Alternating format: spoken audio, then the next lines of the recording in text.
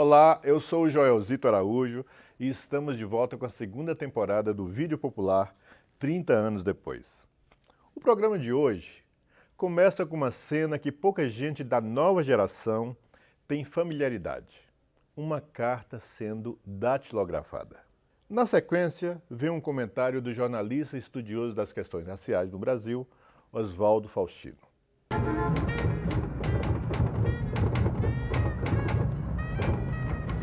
Caro amigo, responder a sua pergunta sobre a situação de negros e brancos no Brasil não é fácil. A gente que não mora na periferia fica sempre achando que é um problema lá da periferia, afinal de contas, o narcotráfico, etc. e tal. Mas não, né? Essa situação, a gente só lembra dessa violência ou quando tem essas chacinas, ou quando pegam algum dos nossos, né, que aí fala, olha, suspeitou do rapaz, mas ele é um professor, mas ele é um artista, etc. Mas isso é cotidiano. Oswaldo Faustino falou da internet e de como o ódio racial está mais explícito nos dias de hoje. E no filme, o homem está escrevendo uma carta que pretende explicar qual a diferença entre ser branco e ser negro no Brasil. Vamos ver mais um trecho deste documentário. No cotidiano, você veria que aqueles que fazem o trabalho duro, desqualificado e que têm de lutar ferozmente pela sobrevivência têm a pele negra ou mestiça. Já nos centros de decisão, você encontraria a supremacia branca e masculina. Este documentário de 15 minutos de duração chama-se Retrato em Preto e Branco e foi dirigido por Joelzito Araújo, ou seja, por mim, em 1993, 22 anos atrás. Ele faz parte do meu esforço para demonstrar como a sociedade brasileira, ao longo de sua história, valorizou a nossa ascendência europeia e renegou a importância da população negra, nosso passado de luta e nossa contribuição para a construção desse país. A mídia, infelizmente, também exerceu um papel muito grande na desvalorização da imagem do negro. Mas, além da mídia, um outro segmento também exerceu e exerce uma desvalorização sutil e muito eficiente. Veja qual é. Ah, mas não é só a TV, meu caro amigo, que dificulta a formação de uma imagem positiva da população negra. Na escola também, o modelo branco europeu é valorizado e prestigiado, enquanto o ser negro é renegado à inferioridade por manifestações que vão do professor até o conteúdo dos livros didáticos. Sobre esse meu filme, a equipe desse programa conversou com a cineasta e professora universitária Lília Santiago. Veja as opiniões dela. A gente tem uma casta que quem pode pagar escola boa tem, sempre vai ter, e quem não tem vai servir, tá aí para servir, e essa servidão tem cor.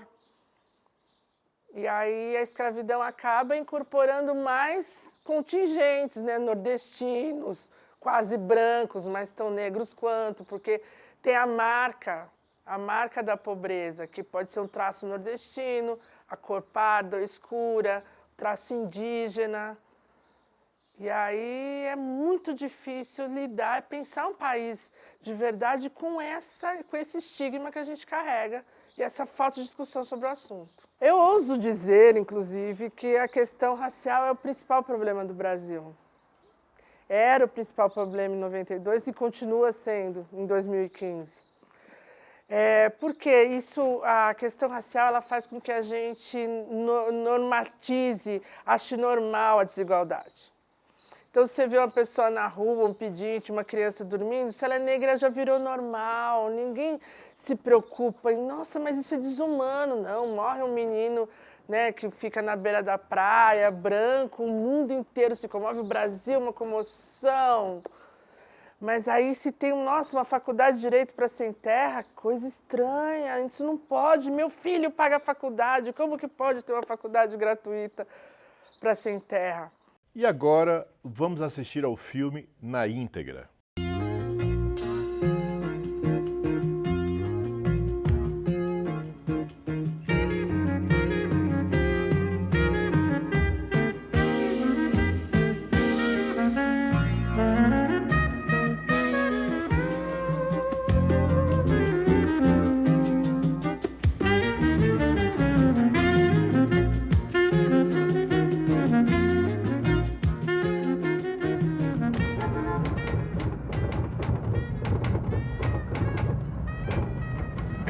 caro amigo, responder a sua pergunta sobre a situação de negros e brancos no Brasil não é fácil.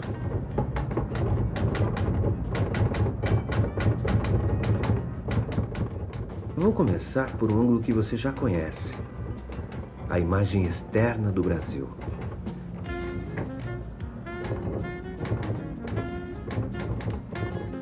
O Brasil da Amazônia.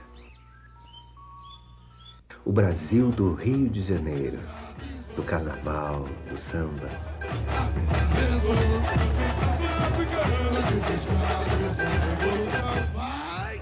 Da beleza exuberante da mulher negra. A ginga do futebol do Rei Pelé.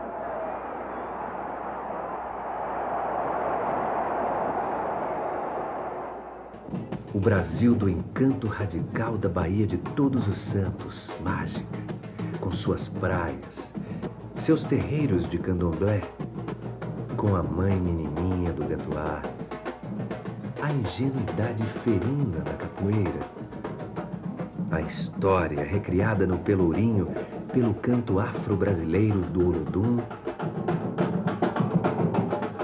dos filhos de Gandhi e do Ilê Aie.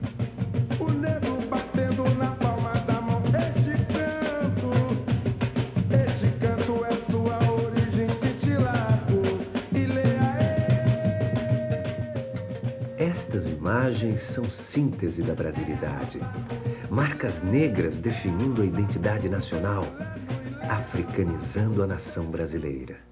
No entanto, este retrato do Brasil mostrado aí fora, explorado pela indústria do turismo, insinua uma igualdade racial, um modelo harmonioso de relações raciais que não existe. O Brasil, conhecido por dentro, mostraria um outro retrato, revelaria um terrível contraste. Você, com certeza, perceberia uma tensão no ar. No cotidiano, você veria que aqueles que fazem o trabalho duro, desqualificado e que têm de lutar ferozmente pela sobrevivência têm a pele negra ou mestiça. Já nos centros de decisão, você encontraria a supremacia branca e masculina. A contradição da imagem para a venda externa com a imagem que o país tem de si próprio revela não apenas uma crise de identidade, mas, acima de tudo, traduz a crise de uma sociedade caricaturalmente euro- e etnocêntrica, discriminatória, desigual, social e racialmente excludente, na qual ser negro é estar condenado à subcidadania, privado de direitos e de oportunidades. Muitas vezes, meu caro amigo, quando penso nos efeitos que as imagens de TV exerceram sobre mim e continuam exercendo sobre as crianças negras, sobretudo na minha filha, sentimentos de angústia e revolta me invadem.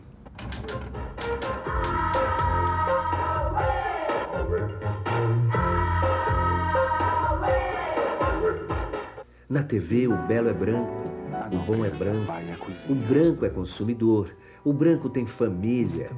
A criança branca é criança, mas a criança negra é o menor marginal. Os heróis são brancos ou amarelos. Os negros são malandros ou ingênuos, serviçais ou bandidos. Agora aqui num bar, no Jardim Maria Elisa, todos de arma em punho, muita ação, pedindo que... As mãos de cada um, as mãos, as mãos! O policial pedindo para todo mundo erguer as mãos aqui, dando uma geral, um local que tem muita boca de fumo, revólver na mão, 38 na mão, dando as ordens. Em cima dos balcões a mão! Primeiro vê se tem arma, depois documentação. Só é uma ação da polícia para o bem daqueles que trabalham e de quem é comerciante e paga imposto. Finalidade é tirar da rua quem não tem a ocupação lista e está vagabundeando.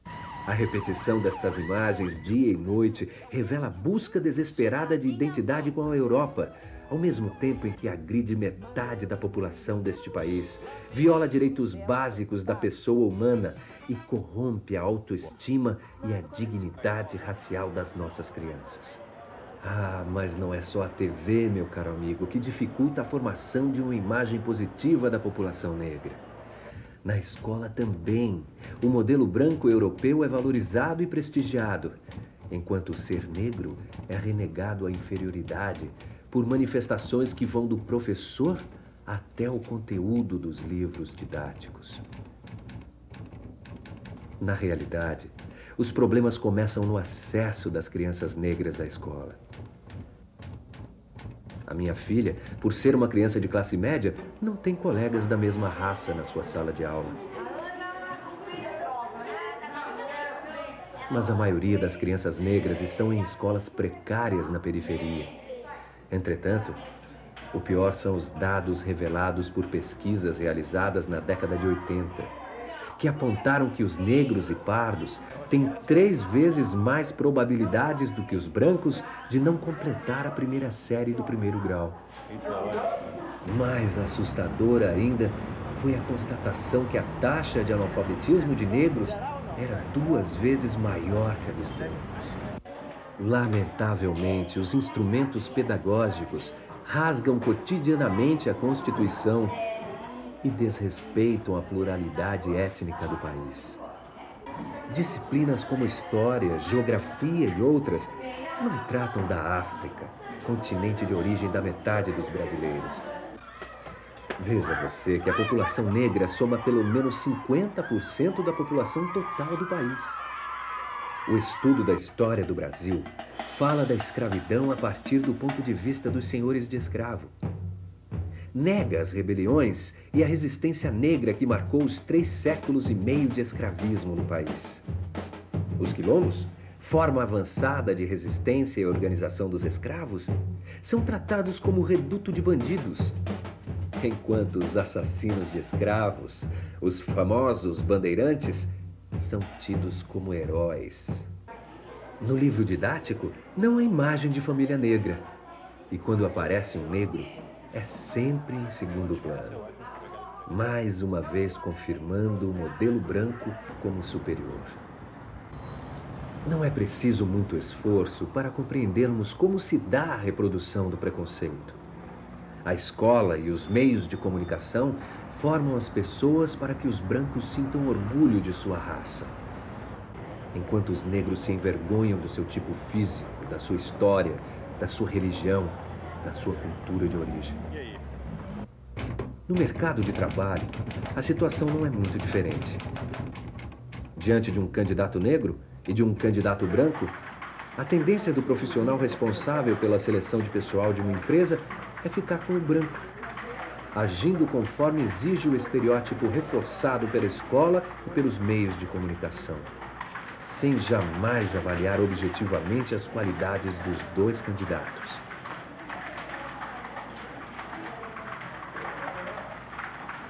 Não existe um manual, uma lei, uma regra escrita para discriminar. Mas a orientação discriminatória está absolutamente incrustada na cabeça das pessoas. De tal forma que, ao invés de anunciar um emprego explicitando a preferência por brancos, basta colocar o quesito de boa aparência.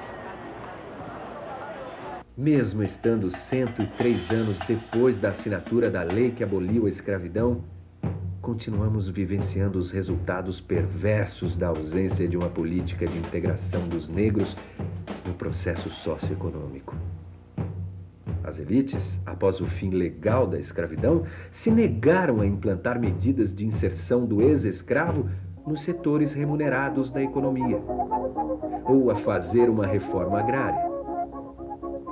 A opção adotada foi importar mão de obra europeia para tocar a indústria nascente.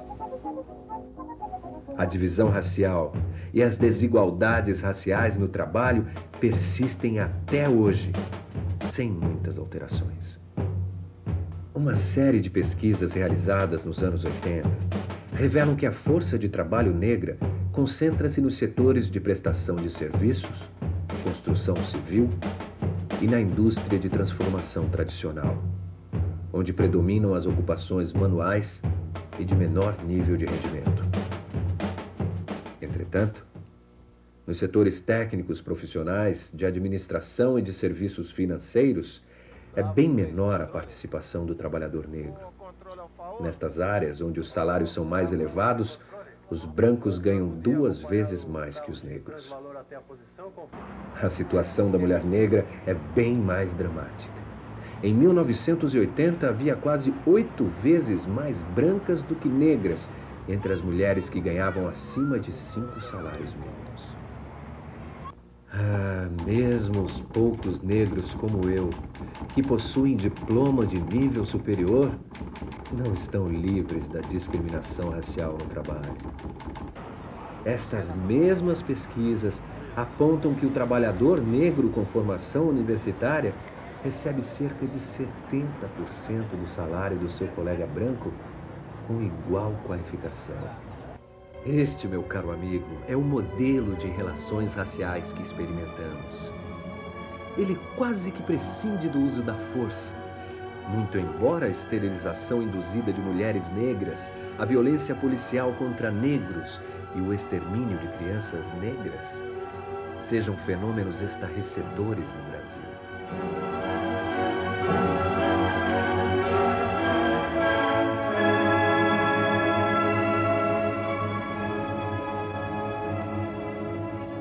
Como você pode perceber, o discurso de democracia racial é uma cortina poderosa contra o surgimento de leis e práticas governamentais de combate ao racismo.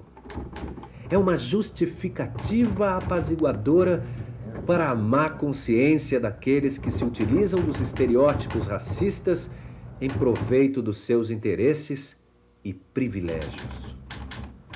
Por favor, meu caro amigo, não entenda esta carta como um retrato pessimista. A nossa vontade de alterar esta situação é superior às dificuldades e barreiras que sempre tivemos pela frente. Nós temos afirmado cada vez mais a nossa presença e os nossos direitos através de ações no campo cultural e político, em sindicatos, escolas, órgãos governamentais e em múltiplas entidades constituídas por negros.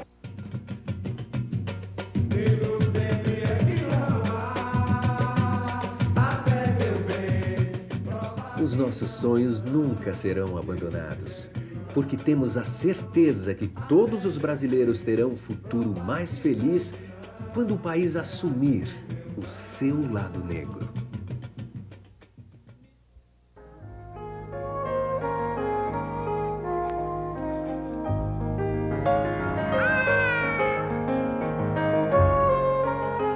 Esse meu filme Retrato em Preto e Branco, ele nasceu de uma demanda da liderança negra brasileira que visitou os Estados Unidos no início dos anos 90. Eu acho que a imagem externa sobre a questão racial no Brasil mudou. Mas a minha impressão é que o filme continua atual no sentido de retratar a persistência numa parcela da população brasileira dessa visão ainda muito racista sobre o negro. Eu acho que o racismo ainda persiste em segmentos largos da população brasileira. Então, nesse sentido, eu creio que esse vídeo continua atual. Logo após o intervalo, vamos falar um pouco mais sobre isso. Vídeo popular, 30 anos depois, volta já já.